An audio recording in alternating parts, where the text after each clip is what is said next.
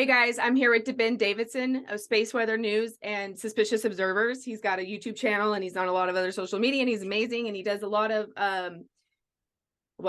he tells you exactly what is happening with space weather and then what that could mean for our potential future cataclysm cycle, maybe I would maybe say. Okay, so hi, welcome aboard, Ben. Pleasure to be here. Thanks for having me. Okay, so I like your starry background. Oh, you like this? Yeah, thank you. It kind of goes with your space weather. Okay, so I recently have gotten into space weather a lot more seriously in terms of like I have the Space Weather Live app that always like notifying me when there's like, you know, a solar flare or this or that, which by the way, January seems to have been like pop, pop, pop, pop, pop, pop. So yeah, that was kind of fun. Okay, the first question I want to ask is like, how reliable are all of our sources of the activity in space? Because I notice a lot of this like blackout or like radio blackout stuff, or where the data is like not showing up. Like what? So how do you think about that? There are several redundancies, and unfortunately, there isn't really any one website that puts them all together on the same page. In terms of looking for solar flares, there are 2 satellites that NOAA uses, 1 that NASA uses, and there are actually other ways to look at that as well. In general, if you look at all of the data sources, you can see that while some have different gaps here and there, it's simply because the satellite is orbiting the Earth, and sometimes it goes behind the Earth from the sun's perspective and actually gets eclipsed by our own planet. But that almost never happens to 2 satellites at the same time. Everything is pretty darn reliable, and when you have a solar telescope, especially one with an H-alpha filter that lets you see the helium, which would be like the red, fiery looking view that I show in my programs a lot of the times, you can pretty easily confirm that, yeah, okay, what you're getting on these feeds is what you actually see in the sky. When they tell you that the solar wind is intense and there's intense geomagnetic storms, there are dozens of aurora hunting groups that always post their photos to the internet. And so one expects there to be some pretty good ground-based civilian amateur photography corroboration of the geomagnetic side here on the Earth. I'd say that while nothing's perfect, it's gotten pretty darn robust, much more robust than it was about 20 years ago. Much more. Yeah, that's pretty cool. And then okay, so with the Aurora Borealis, which has also been really active lately, and so what do you like? There's been some awesome pictures I've been seeing like on Twitter and stuff with that.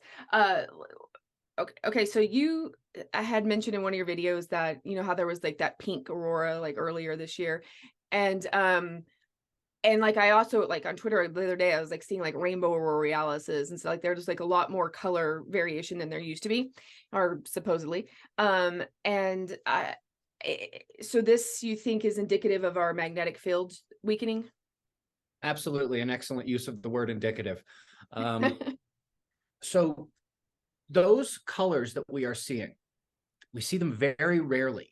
And when we've seen them in the past, they only happen when we have a really, really big storm, like a once a decade solar storm. The problem is we're not getting anything even remotely close to that. Not only are they happening more often, but they're happening with weaker and weaker space weather, as we call it, weaker and weaker activity from the sun. And the reason why you get those colors is because it is about the depth of penetration of the charged particles from the sun and the abundance of them. Normally, the reason we don't see those and the reason why you only see them during the strongest geomagnetic storms is because Earth's magnetic field does a good job deflecting that, protecting our planet and atmosphere. Now that it is weakening and continuing to weaken, we are seeing more of that plasma, those charged particles able to penetrate to deeper levels. And so we are seeing basically up at the top of the sky, the same kind of effects we normally see with a once a decade storm, except no such thing is taking place and they're happening more and more often. This is, of course, because the shield, our magnetic shield for the planet, is weakening. So do you think that this has, okay, so it's weird because, you know, I also like watch some of your videos about how, you mentioned something about how the dude who built Coral Castle, what's his name again? Skeevy or Ed Leeds-Skounen. Ed Leeds-Skounen. Yeah, I knew who he is, like, but I just, yeah. Anyway, he was talking about how, like, when the poles would flip, the moon would get closer, and it's almost like if this micronova. Okay, so like so you're basically predicting that a micronova is going to happen, and it's going to be our next reset, and there's going to be a pole shift, and like you don't exactly know the date or time, but sometime in our lifetime here, coming up soon. Correct. Okay, so okay, cool, but I neither agree nor disagree. I think it's kind of that's where I'm kind of like, ooh, I'm interested as well, but it almost seems like it's this like working play. It's like our magnetic shield has to weaken in time for the moon to pull in, for the thing to hit at the exact, like, and it's almost like it's a predestined dance. Yeah, what do you think about that? I would say so. And, you know, based on some of the stories of the very few civilizations that survived, whether these are passed down through Sanskrit texts, or we are doing our best to interpret rock art or cave art, it appears that these bad things all just kind of happen at once. And that's one of the reasons why we've come to believe that the trigger is from the galactic magnetic field, because that is one of the only things that can affect the entire solar system all at the same time. So by that, you mean instead of thinking about it like as if we're just rotating around the sun in like a little like diagram, we're actually like moving within the Milky Way, which is moving within something else. So it's something within the trigger of where we are and our placement within the Milky Way? Sort of. We are moving through the Milky Way, but this is something that actually moves and comes to us. This is not, we moved into an area. This is the galactic magnetic fields of the galaxy are sweeping past us. So here's a good way to think about it. In 1 year, we make one orbit around the sun.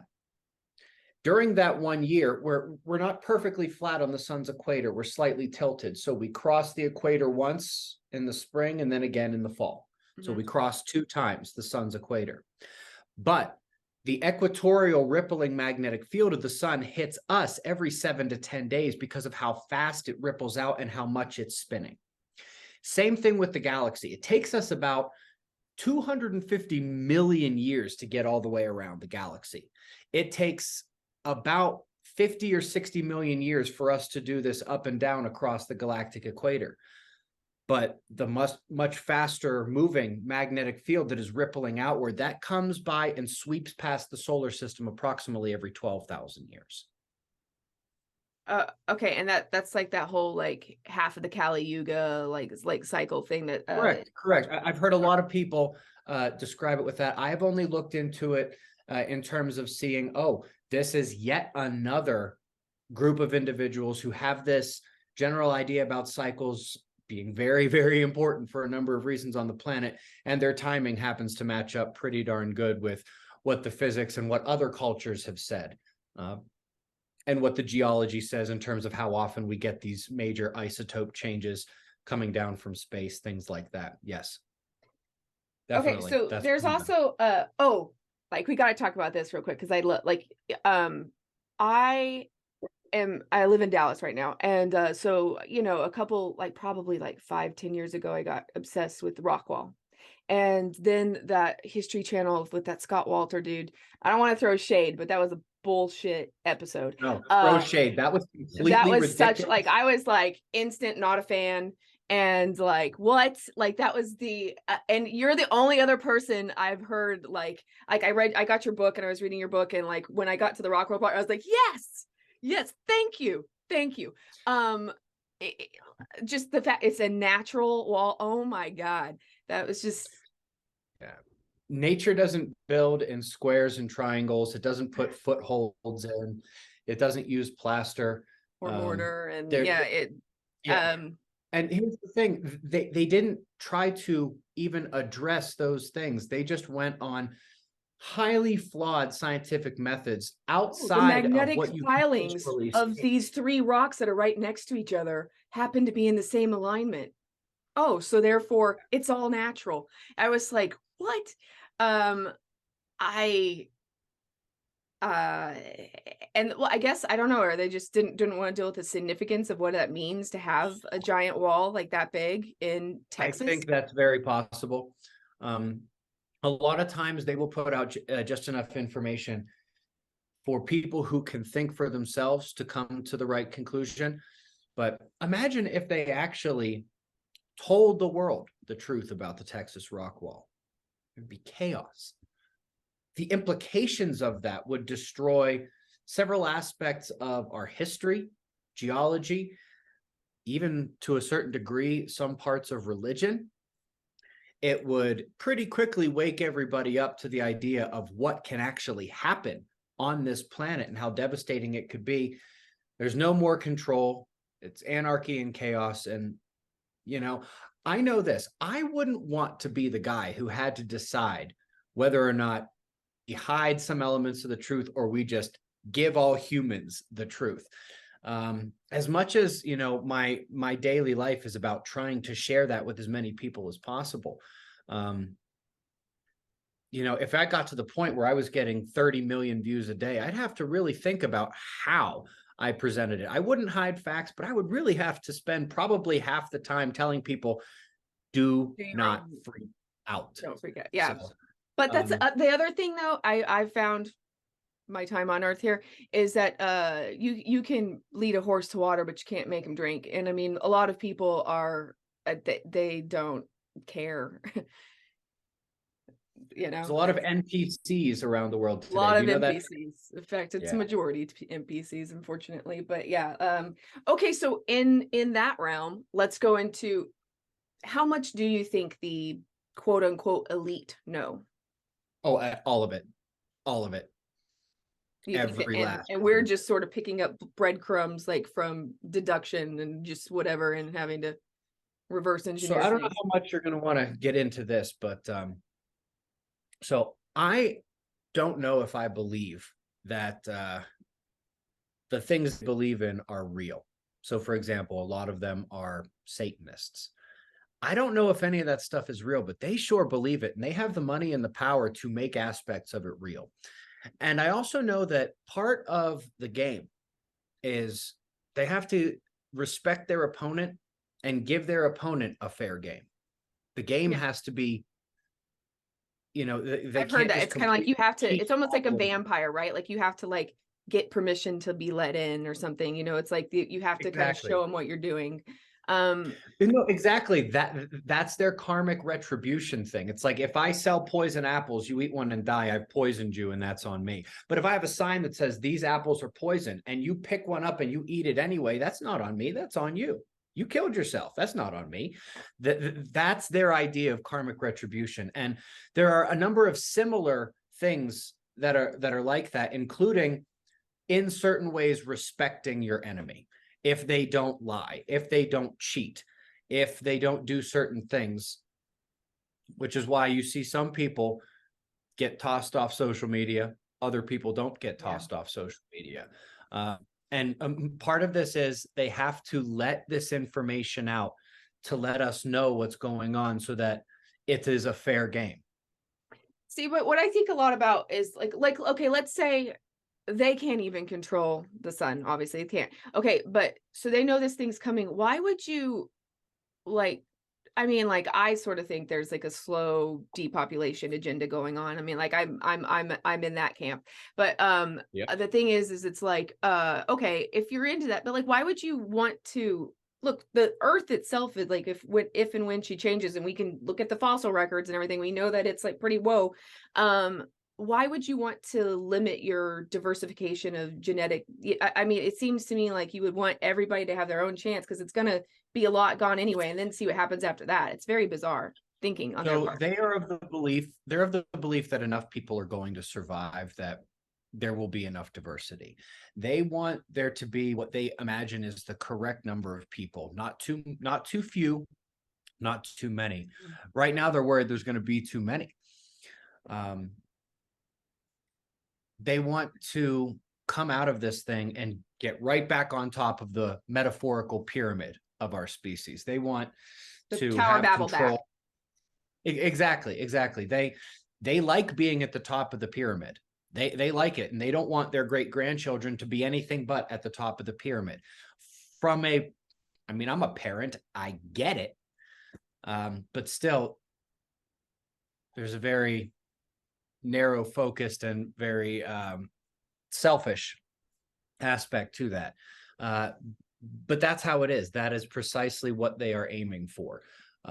They want, they came to the conclusion that, okay, enough people are going to survive this, and maybe too many people, because you can't come out of your bunker or come down from your spaceship or whatever to 10 million people sitting there waiting for you on the ground. Yeah. They're going to eat you or worse, Right. And then our current power paradigms, like money and internet and everything like that's going to be gone. So it's going to be like, dog eat dog kind of thing, I guess. And they're not as competitive in that realm. They're hoping to have the right amount of resistance, which is just enough that they can't, that it can't actually overcome them. Yeah, it's a shame. It's really interesting though. But okay, so let's veer into a lot of okay, so I have never really been a big fan of comet impacts. I think that they're like I'm into Robert Schoch's more like, and like what you kind of talk about, how like this vitrification, which is like the micro turning of glass of stuff. I do think that that's from something solar, or it's from something else, maybe super volcano, I don't really know, but like how do you justify or talk or think about like tektites and all the like microspheroids and stuff like that, and the vitrification that we have? I'll start by remembering it was 2014 when I did a fantastic interview with Robert Schoch. Yeah, it was very good. I liked it. It was so fantastic that I cut out the best parts and I put it in the latest version of the disaster movie, the thing that tries to piece everything all together. He and I have been on the same page now for pretty much a decade. I think Robert Schoch has as much figured out as probably any of the rest of us catastrophists do. The interesting thing about having a solar micronova produce this is it's the only thing that can explain all the evidence. And that includes the evidence of a cycle of impactors. When the sun blasts off its outer shell, that's going to cool, congeal in space. Those are impactors. It's going to blow asteroids out of their path. Those could be impactors. The problem is you can't explain some of the isotopes. You can't explain super lightning. You can't explain the microtektites, which are the tiny little glass spherules. Now, there are microtektites on this planet that are from things like volcanoes, that are from things like impactors. Yeah, like but those all have little gas bubbles inside of them. The class of microspherules that does not have glass bubbles in them, but instead are peppered with high isotope cosmic rays, fission tracks, they called them, and no gas bubbles inside.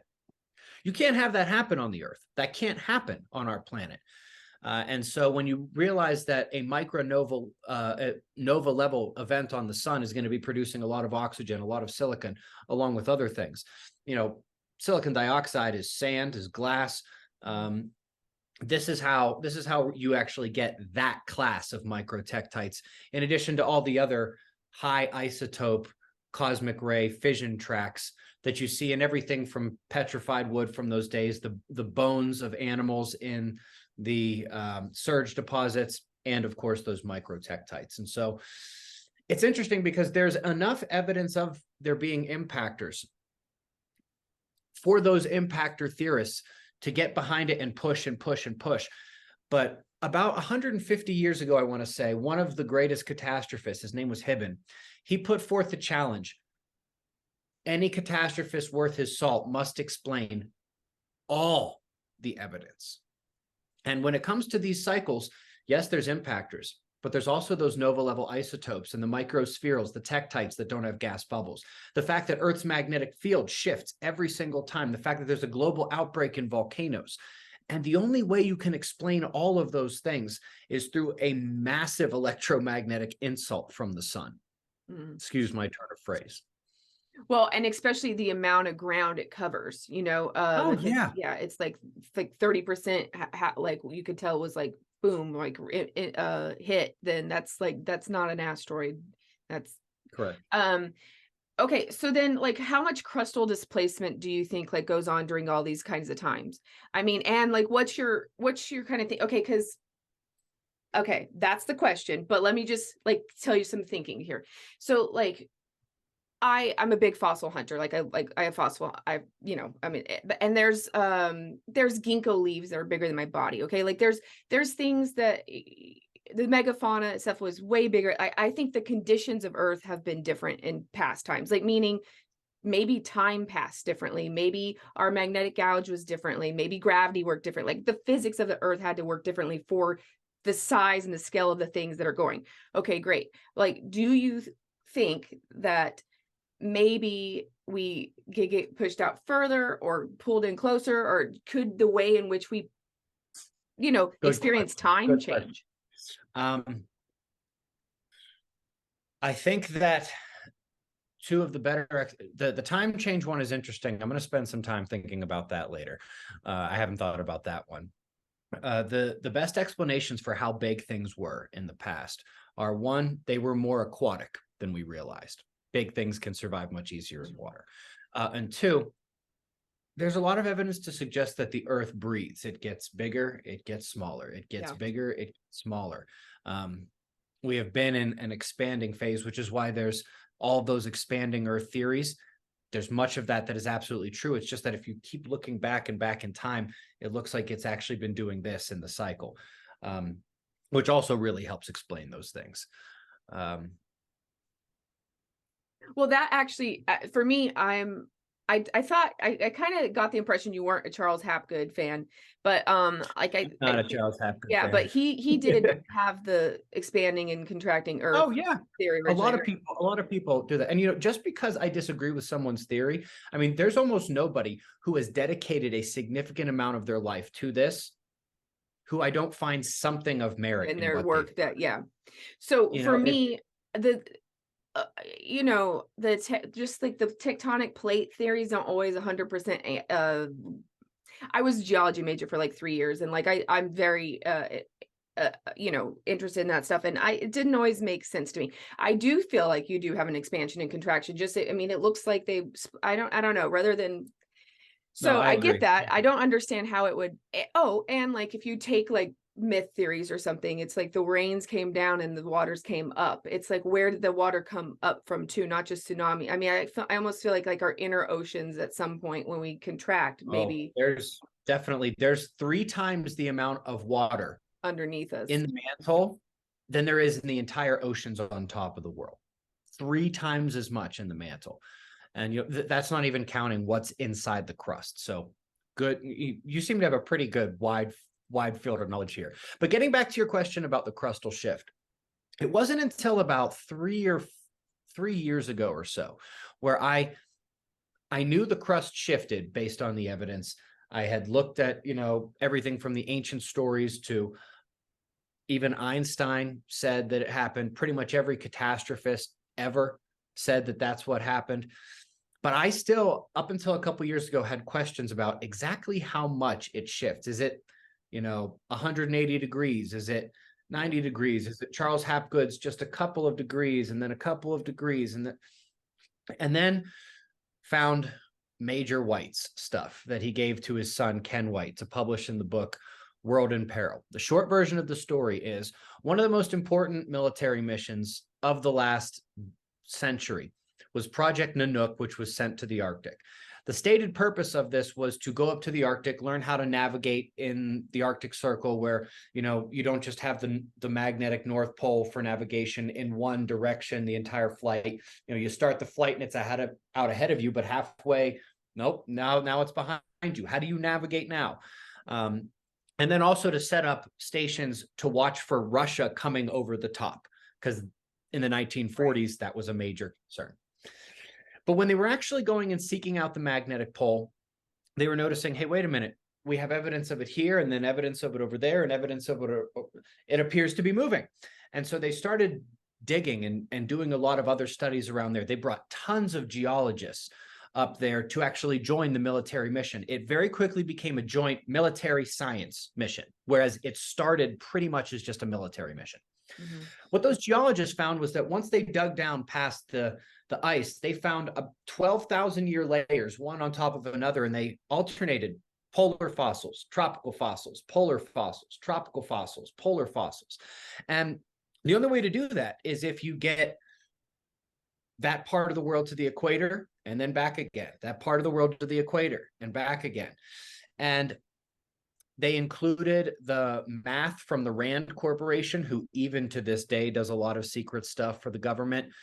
They did the math to verify, okay, this is how this would work with the magnetic field. And again, this is all by a book, Ken White, called World in Peril. The reason we have this information is because Major White, upon the classification of these documents, he said, no, he kept a bunch of them. He kept a bunch of the documents from the Pentagon meetings, and he kept a bunch of the documents from the Rand Corporation's analysis to give to his son decades later so that his son could publish this stuff in a book for all of us. That was his like dying goal. And thank goodness he did. Otherwise, we might still not have any idea that it was a 90-degree flip and flip back. Now, in addition to them, the fossil layers, mm-hmm. That's one piece of evidence. The math that the Rand Corporation did and the conclusions of the Pentagon, number two. We take a look at exactly what it would take to do this. And we realize, wait a minute, that actually is the only option. So here's number three. The only way you're going to get a shift over is if you can unlock the crust from the mantle. Now, when you think about it, in reality, why don't the crust bang about at, with the fault lines? Why don't they break her up? Because there's this friction, this dynamic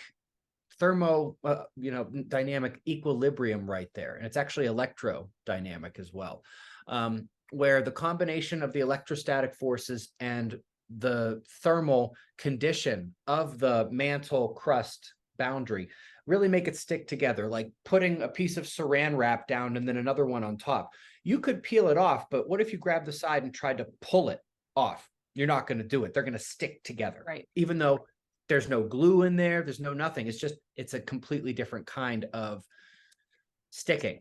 Yeah. The problem is when you get a major induction from a solar event, even the modern day ones, which aren't so powerful, they can tell that induces electric current all the way into the mantle. Now, what happens when you have the Titanic version of that?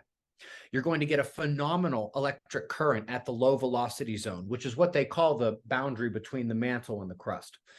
That huge amount of electric current, huge amount of joule heating is going to change the electrostatic conditions and the thermal conditions there. And all of a sudden the crust is unlocked and is free to spin. So how does it spin? Well, as with any spinning object, any uneven weight distribution. So like, let's say you have a perfect ball sphere and you spin it like this. If there's like a tiny little bit too much weight up on one area, the greatest weight wants to spin at the point of greatest centrifugal force. This is basic physics. Mm-hmm. And where that is the ice that is accumulated at the polar regions, because after the crust shifts and then it resettles, everything's not perfectly homogeneous, but it resettles into a balance. And then the ice starts accumulating at the polar regions. So no matter what, when this happens after 12,000 years of new ice coming to the polar regions, that's what's going to want to be at the equator. And the only way to do that is a 90-degree flip. And so that's why it doesn't last long, right? Because once that melts, it goes boom back. No, it'll stay like that for probably 12,000 years. Okay, so the 90-degree turn, because I was thinking that they rebounded back pretty quickly, but they don't. Like you're saying that they'll kind of correct. Well, because don't forget the fossil layers were 12,000 years apart. Each one is like that. Is there a way to know kind of like where former poles have been? Like what's the methodology to kind of figure that out? So they know where some of them have been. it's kind of hard because right now the area where the poles are going to be next time, and we can actually tell because we know where the ice weight distribution is at the north and the south. Those areas are underneath the bottom of the ocean where nobody's ever done corings. Like people don't go down 2,000 feet and then try to drill 1,000 feet into the ground. I mean, you study geology, you know this. Yes. They'll do that with ice from the surface. They'll do that while they're on land, but nobody goes to the bottom of the ocean to drill corings like that. Or else they'd be able to find a lot more evidence of this. And so I know that was a long way to get to number 3, but we basically have the alternating layers, the math from the Pentagon and the Rand Corporation, and then the basic physics of, okay, if you can unlock the crust, you can with a major solar event. What happens to that extra weight? It wants to go exactly here, which is corroborating the 90-degree shift. And so those 3 things all together really tell us it is a 90-degree shift. Well, and then there is it Milankovitch cycles, or what is the one where it's like the iron filings? And so I don't really know exactly how much I exactly what to think about these Milankovitch cycles. I've studied them, but there are alternative explanations other than the Earth getting slightly further away and slightly closer to the sun. I like to reserve judgment on that one. Okay. But you know what question I get a lot about the Earth turning like this, 90 degrees? People are like, okay, well, why do they say that there's been ice at the poles for millions and millions of years? And there's 2 things with that. A lot of their isotope dating that they use for these things has some problems. Yeah. Carbon dating, most of all. Carbon dating has horrible problems. Yeah. Like you can take in addition to the fact that you can't really trust their dating when they say things are millions of years old. Think about the fact that we still have tropical glaciers today. We have tropical glaciers today, and this is an interglacial cycle. The Holocene, the last 12,000 years, hotter than it's been in 100,000 years. You know, all the previous 12,000 year cycles going back, 7, 8, 9 of them, those were all in a glacial cycle. If we've still got tropical glaciers right now, after 12,000 years of an interglacial, you can move Greenland and Antarctica to the equator. They're not going to melt. Not in a glacial cycle. I mean, yeah, okay. Especially if enough of it gets covered with some sort of sediment, that can be an insulator that is, fine. There should also be a phenomenal amount of fog at the equator for quite some time. There will be a time when, after this happens, as there is starting to be a bit of a melt from the ice that has gone to the poles. I mean, have you ever seen icebergs calving? Yeah. Like, the amount of fog and mist is unbelievable. That happens anytime you're melting ice and putting it into the ocean. There should be like a ring of fog around the equator such that low mid latitudes may actually be more sun exposed, maybe even hotter than the equator. That last one's a question because we don't know what kind of insulative impact all of that extra water vapor would have. But that will also act as an albedo effect and help keep that ice from freezing for quite some time. And again, because it will be a glacial cycle and not an interglacial, no, there's no way those will melt off if we still have tropical glaciers today. And again, you only need to get to that argument if you are dead set on believing the isotope dating. So yeah, that's true. Which I mean, and I'm a big megalith person, and just trying to see the flaws in the dating of stone. I like you. Thanks. Yeah, I'm a big my channel is called Nikkianajones because I go to all these megalithic places and stuff like that, and I really am interested in that. But the dating on it is just it's kind of comical. I mean, and they'll find if they found a hearth, or if they find some sort of fire that someone set up one time, and then the site's only 1,000 years old, and you're going, okay. So I'm totally down with the whole I just throw the dating out at this point. I don't even care what they say it is. Yeah. Okay. So earthquake predictions and the volcanic stuff based on the sun's activity, how accurate is that? And what I've noticed you do a lot of you have some stuff with this.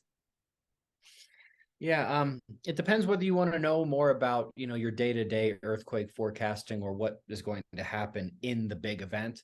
In the big event, when the crust unlocks, we're talking about a global earthquake. I mean, the great earthquake, which will also be a great volcanic uprising pretty much everywhere across the world.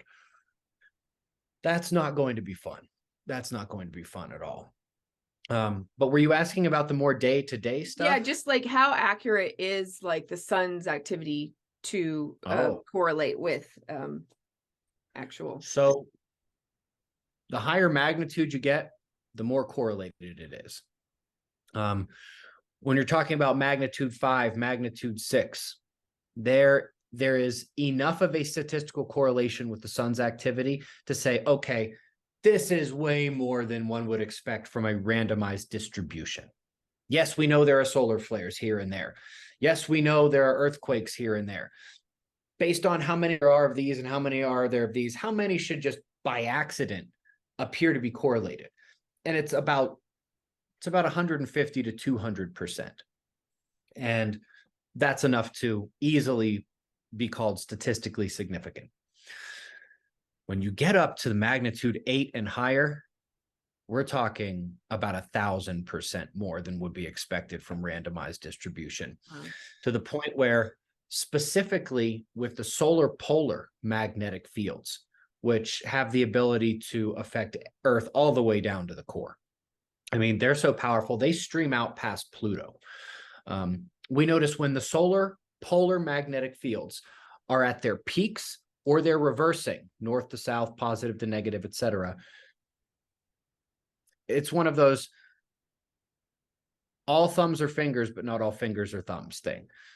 It's very, 9 out of 10 magnitude 8 earthquakes happen during one of those periods when we are at peak magnetic force or a magnetic reversal of the solar polar fields. And, we're talking about significant events that happen over a couple of days, a couple times a year. So, we're talking about maybe 3 to 6% of the days in the year, but like 80, 90% of the biggest earthquakes happen during those times. That's not a coincidence right there. Because if it was, volcanoes are kind of scary to me too. And I wonder about, that's gonna be fun. Yeah. There are statistically significant correlations with the volcanic activity as well, not quite as high as they are with the earthquakes. What really scares me about this is there are more papers about cosmic ray impacts on volcanoes, because the cosmic rays, the highest energy ones can go right through the earth and never hit a thing. But the ones that are just below that, they tend to be absorbed in silica-rich magma. Silica-rich magma volcanoes are the ones that explode. Mm-hmm. Those are the scary ones. And one of the main things about losing Earth's magnetic field, remember, it's weakening. We're getting bombarded with more and more cosmic rays, and those have a better and better chance of actually triggering those major volcanic eruptions. So it's a significant, major concern for this event, no doubt about it. The two super volcanoes I'm most worried about are Campi Flegrei in Italy and Taupo in New Zealand. Those are just horrifying to think about going off in the modern age. I would be horrified about Yellowstone, but it shows all evidence that it's broken right now. But there's other giant calderas even in like New Mexico or Colorado. So it's like I don't know. So to be clear, I think that Yellowstone, Valles Caldera in northern New Mexico, which is gorgeous to drive through, even if it takes forever. It does. Seriously, driving from Albuquerque to Colorado is like unbelievably mind-bending. But I think that most of those volcanoes will have at least effusive eruptions, which is kind of like what Hawaii does. It bubbles up and it pours out. But Hawaii doesn't explode like that. And so that's the difference between an effusive eruption and an explosive eruption. I think that Yellowstone and Valles Caldera will probably both have effusive eruptions during this event. I don't know as much about Valles Caldera, but I think that there's evidence to suggest that Yellowstone is currently broken in terms of being able to create an explosive volcanic event. Maybe that won't be the case next cycle, but for now, every time it gets pressure building up, we see quakes and geysers and geothermal heat release. Doesn't seem to be able to hold that pressure in, which is really what you need to get that explosive eruption. And now this like lopsided core of the Earth, do you think like when it does that end up like shifting inside as well too and changing? Do you think? I think there's a good possibility of that. Both the lopsided core and what they call the large low shear velocity provinces completely destroyed this idea of this homogeneous shell within a shell Earth. Right. Which is what many folks say is like, oh, Earth can't tilt, Earth can't do this. It's perfectly symmetrical about the second axis up and down, but it's like, no, actually it's really, really not. Yeah, I mean, like I just really from being a big fossil digger, like, there's so many, this is one thing that kind of makes me go, but like I go to construction sites all over like Dallas or whatever, and like I'll just like on the weekends when no one's working, and I'll just like, you can find like all kinds of ammonites or bifidal clams or like brachiopods or whatever, but I can get like a square inch rock or like a foot by foot rock, and it'll just be teeming with life. So it'll have like 1,000 shells in it, and I'm going, we don't have a square foot by square foot place on this planet right now that if it just flash froze, there'd be 1,000 of any life form in it, like into this level.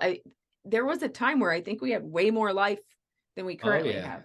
Yeah. So it's kind of like, that can be a little shocking for me at sometimes, but okay. So speaking of life, I think the thing that I get that people ask you the most of what I watch is, will this area be okay? Will this one be okay? Like you need some interactive map of Ben's predictions of where you're fucked or not. It's like that's super it's kind of funny to watch, because that's about like 90% of your questions I see on things. It's like, what about this place or this place? How do you deal with all that, and how do you research what you think is going to fare well in which places? So there's a couple key things to remember. I've been doing a lot more to try to help visualize where the water is going to go when the crust shifts. But outside of that, the two things that I keep telling people over and over again are, think about your weather right now at the peak of summer and the peak of winter. Can you survive those without electricity, whether that's air conditioning in the summer or heat in the winter? Do you know what to do? I'm not saying it's impossible. There's a lot of people that pull it off. But if you don't think you could survive your winters with no electricity, you're not in a good space. If you are anywhere near a big city, you are not in a good space, because there will be absolute chaos in the big cities when this occurs. Other than that, it's largely about elevation and distance from a coastline. And if possible, having something underground, whether that's an extremely robust basement, my least favorite, a root cellar, something like a bunker, caves, mines nearby, something that'll help get you underground in case you need it. Because in the immediate aftermath, while there will be some pretty heightened radiation levels, they're not so high that they're just going to kill everybody, because otherwise there wouldn't be any animals left on the planet today. But in localized areas, the hail, the wind, the lightning, and the extreme cold are going to be pretty extreme. It's going to be very useful to have a place to go hide, and let the earth itself protect you. Very useful. We see that in most of the cultures that survived the last one. Either that, or they went and hid inside the stone megaliths, which would be about the only thing you could make that would survive this. Yeah. I mean, I think Dallas is pretty screwed. I'm gonna have to move pretty soon. It's not gonna really work for me.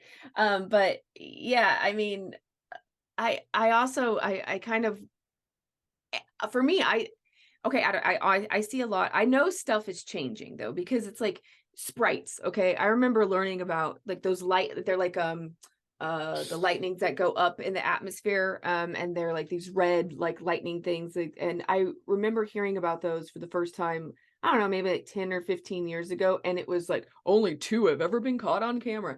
And then now I see people that catch them all the time. Like there's so many pictures of them online, and I'm going, they weren't even a phenomenon, and now they're just like everywhere. They want us to believe that cameras have all of a sudden gotten so much That's what better. they say. That's what they want us to believe. No, absolutely not. People have been looking for sky phenomena forever. People have been photographing lightning at slow-mo speed forever. Mm-hmm. One of the things we need to expect is more powerful, more frequent lightning. Almost every lightning record has fallen multiple times in the last decade. And the other thing is you can easily just look this up on the internet. Just type in cosmic rays, lightning. They don't even hide that in the peer-reviewed science journals. They know cosmic rays trigger lightning. And so since cosmic rays are on the up and up as we're losing Earth's magnetic field, that's another thing to be expecting. More lightning, an over-electrified atmosphere. So then what's your, okay, so you kind of think there's indicators before like a completely screwed event. What's kind of like, what can you walk us through real quick, like exactly how you think this is going to shake down for those who've never heard of you or anything? Sure. We'll start with the caveat. It appears that the people in charge of this planet don't care about us at all. And they actually want to throw us into more disarray and chaos as we're going through this. And so always keep in mind that they could do something 10 times as disruptive as COVID. And all of a sudden, you're prepping, your time to get ready is just over. Other than that, at some point in the next decade or so, the Earth's magnetic field will get so weak that almost anything from the sun is going to take out global power. At that point, where you are is where you are. There's no more going to the store to get anything. Yeah, okay, the radiation and the waves aren't coming yet. But basically, the world goes back to the Bronze Age, if not the Stone Age, right away. And at some point around, and while this is happening, the lightning will be getting worse, the weather will be getting more extreme. If in your area you've noticed that it's been way hotter than normal, and then a terrible storm rolls through, and then a couple of days later you're like, wait a minute, now it's 15 degrees colder than normal. Weather usually goes like this, but now it's more extreme swings, and that's going to get more extreme as well. More extreme lightning, more extreme hail, floods and droughts in areas that aren't used to floods and droughts, or floods and droughts that are more extreme in places that are used to seeing floods and droughts. Everything will be getting an extremification until sometime in the 2030s and 2040s, when the sun starts to really change its look in the sky. When that happens, you've just got days remaining until all the big bad stuff happens. That would mean that the actual rippling galactic waves we were talking about before, they have hit the center point of that wave, and north has become south, or south has become north, and the galactic magnetic reversal is happening. That not only is going to have an electrical change to the sun's surface activity, which will affect its photoluminescence, its light production, and it will start to change that way. But that's like the Swiffer static duster in space carrying all the dust. And so while the sun is being electrically disrupted, dust is going to be dumped onto the sun. And so this dual aspect is going to change the way the sun looks, probably shifting from red to maybe even dark, looking almost black. But just as quickly as that onsets, the other magnetism is coming behind it. The sun kicks back into gear and realizes somebody threw a blanket over its head, and it blasts off this new shell of material in a resurgent flash, which we call the solar micronova, which is, of course, where we get the microtectites, the glass spherules, we get the nova level isotopes, we get the impactors as well from the shell and it pushing asteroids out of their current path. That's the blast that's going to unlock the crust. And so while the impactors and the microtectites are falling, and while we're at the peak levels of radiation, that's when the Earth starts to do this. And this is all going to happen over the span of just, the sun changing color will be just a couple days. But when the micronova actually happens on that flash, one day we get stuff coming down. The Earth starts to go like this. The tsunamis race over the continents. It is a one-day cosmic Super Bowl, and if you survive it, good for you. You're good. Yeah. Wow. Yeah, that paints quite the picture, Ben. It really does. Wow. Okay, well, this has been, real quick. The Carrington event, do you think, like, what level of what was that like in terms of, like, we don't really know because we weren't measuring things the same way now, but do you think that was just a solar flare, or do you think that was like a micronova, or like what do you think was no, I think that was probably an X40 or an X50 solar flare. Okay, that just hit us. Well, one of the things to know is the micronova will happen during a sunspot minimum, almost certainly. Sunspots are going to help clear away that dust. It really is like the depression and the lower activity of the sun that lessens its light and that allows the dust to actually accumulate rather than being blown away by the solar wind. So yes, the drawings of the sunspot that day by Richard Carrington are phenomenal. I don't know if you've ever seen those, but that was almost certainly like an X40 or an X50 solar flare. They actually could see the flare in the white light spectrum. These days, most of the solar flares, you need either the X-ray or the ultraviolet spectrum to actually see it. I mean, even if you're looking at the sunspots through a telescope, when there's a flare, you don't see a white flash in almost every case. But apparently they actually saw a white light flare associated with that event. That was something that hasn't happened to that degree since then. Right. Yeah, and so I mean, I kind of wonder if, like, we have a lot of those intermittently spread out throughout, the cycles, and something like that probably happens every 150 to 200 years. It's just that we've never had an electrified society that had to worry about it before. Right. Something like the Carrington event, as titanic as it was, that's not an extinction level event for the planet. Yeah, it probably it affected weather, but like not. Yeah, exactly. We know there are even bigger solar events on even longer cycles, millennial, 3,000 years, 6,000 years. It's interesting that mainstream science has now come around to calling these, millennial cycles. There's a 3,000 year flare, an even bigger 6,000 year flare. We'll just scale that up one more to 12,000 years, and we're at the disaster cycle, and it's a full micronova. It's kind of amazing. Every hole in the story has been plugged over the last couple of years to where it now paints a full puzzle picture.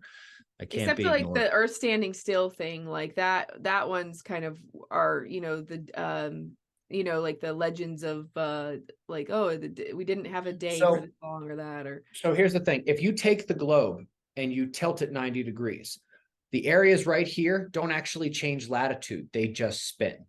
Okay. And so if you had an area that was getting ready to turn into the sunlight, but the Earth tilts in such a way that it's like the sun would be getting ready to rise, and then because of the 90 degrees, it's going to go back down. And for some places in the world, it's going to seem like the sky is standing still and turning.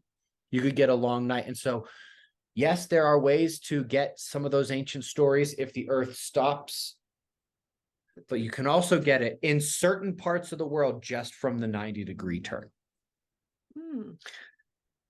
Which is why those stories are far less common than, in general, the stories of catastrophe. Yeah. But yeah, and I mean, like I always think about like the like the Aborigines, like talk about how like they replaced the sun, like there was a different sun, or even like South American cultures, and it's like the time that we're in the age of the fifth sun, or age of the, they have like these things. I mean, I definitely think there's the reason we have so much crazy petroglyphs and stuff about, there's something happens with the sun, like for sure. Like we're not on a fixed like thing that doesn't change. We are just happen to have been born into a time where we haven't had a lot of change yet. But so, and even if this doesn't happen like in this next cycle, it's going to happen eventually. We're due. So, you know, I think this is like, it's just good to be aware of. And, you know, well, you know, in addition to that, take a look at what's going on.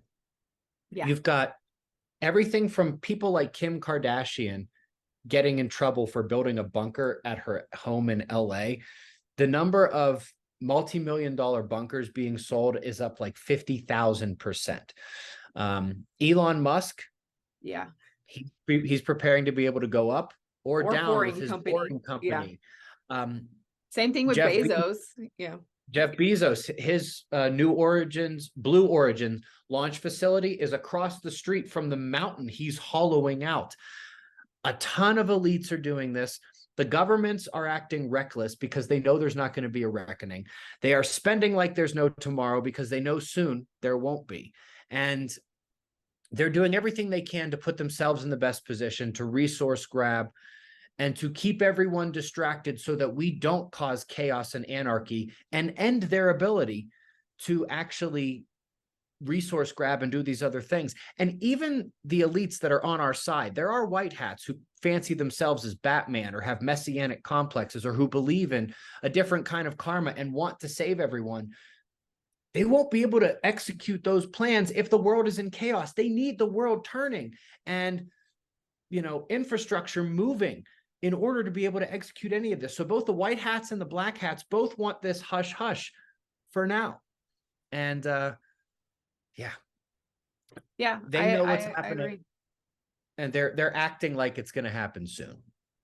They're definitely acting like it's going to happen soon.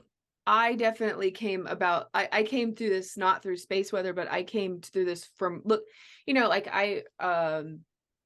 like when I went to, like, it's a megalithic thing for me where I'm going like, we did not build these in the same, like, I'm not saying that humans didn't build them. Okay. But I'm saying that our current technology that we have did not, like, they had advanced technology. Like, where is this technology? Yeah. Like, something happened to these people and they were on par with us in another kind of intelligence way, or, you know, there was an advanced globalized civilization before they're telling us there was. And it's, if you study enough megaliths, you 100% like cannot deny it. I would agree with that. And I even add on to that by saying there's all the evidence to believe that the last civilization technologically got beyond where we are now. And there's no evidence, like they went back to zero. They went back to zero. So what do you think is going to happen to us when this happens? It's going to be rough. It's something that everybody needs to prepare for in a big way. I agree. I totally agree. Well, thank you so much, Ben. This has been awesome. So tell everybody how they can, I mean, you do a video like 2 times a day or something. It's amazing. Right. You know, we have 1,000 different things that we do in 1,000 different places on the internet, but the nexus of all of it, and it's free, is the Suspicious Observers YouTube channel on YouTube. So come watch our free content and keep an eye on everything that's happening there. And it's and you always say, no fear, eyes open. Yeah, eyes open, no fear. I love that. It's so perfect for exactly what you're talking and telling us all. Okay, well, yeah, thank you so much. Absolutely. Pleasure being here. Thank you.